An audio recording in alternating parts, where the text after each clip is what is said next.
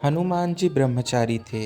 ये बात तो सभी जानते हैं, लेकिन ये बात बहुत कम लोग जानते हैं कि आजीवन अविवाहित रहने के बाद भी उनका एक पुत्र पैदा हुआ था।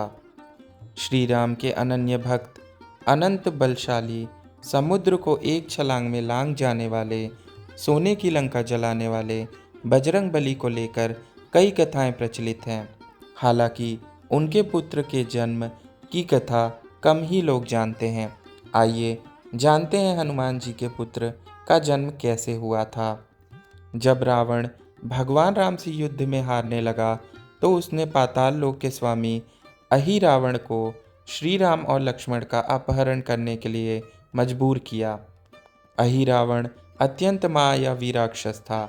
उसने हनुमान का रूप धारण करके श्री राम और लक्ष्मण का अपहरण किया और उन्हें पाताल लोक ले गए।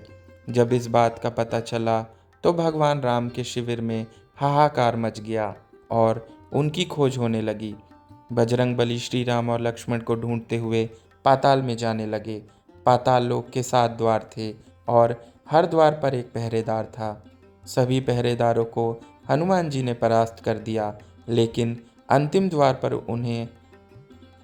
उन्हीं के समान बलशाली एक वानर पहरा दे रहा था। दिखने में एकदम अपने जैसे वानर को देखकर हनुमान जी को आश्चर्य हुआ।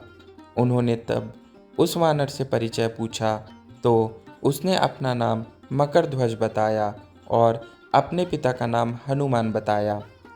मकरध्वज के मुंह से पिता के रूप में अपना नाम सुनकर हनुमान अत्यंत क्रोधित हो गए और बोले कि यह असंभव है, क्योंकि मैं आजीवन ब्रह्मचारी रहा हूँ। फिर मकरध्वज ने बताया कि जब हनुमान जी लंका जलाकर समुद्र में आग बुझाने के कूदे थे, तब उनके शरीर का तापमान बहुत ज़्यादा था। जब वह सागर के ऊपर थे, तब उनके शरीर के पसीने की एक बूंद सागर में गिर गई थी, जिसे एक मकर ने पी लिया था और उसी पसीने की बूंद से वह गर्भावस्था को प्राप्त हो गई। उसने ही मकरध्वज को जन्म दिया था। वह मकर पूर्व जन्म में कोई अप्सरा थी, लेकिन श्राप के कारण मकर बन गई थी। बाद में उसी मकर को अहिरावण के मछुआरों ने पकड़ लिया और मार दिया। बाद में वह अप्सरा भी श्राप से मुक्त हो गई। यह सुनकर हनुमान जी ने मकरध्वज को अपने गले से लगा लिया। हालांकि अपने पिता के रूप में हनुमान जी को पहचानने के बाद भी मकरध्वज ने हनुमान जी को अंदर जाने नहीं दिया। इससे हनुमान जी प्रसन्न भी हुए।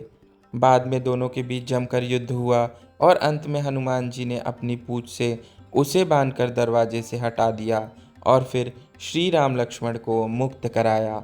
बाद में भगवान श्री राम ने मकरध्वज को ही पाताल का नया राजा घोषित कर दिया। तो दोस्तों, आपको यह वीडियो कैसा लगा हमें कमेंट सेक्शन में ज़रूर बताएं। यदि यह वीडियो आपको अच्छा लगा हो तो इसे लाइक करें और अगर बहुत अच्छा लगा हो तो चैनल को सब्सक्राइब करें। धन्यवाद और शुभकामनाएं।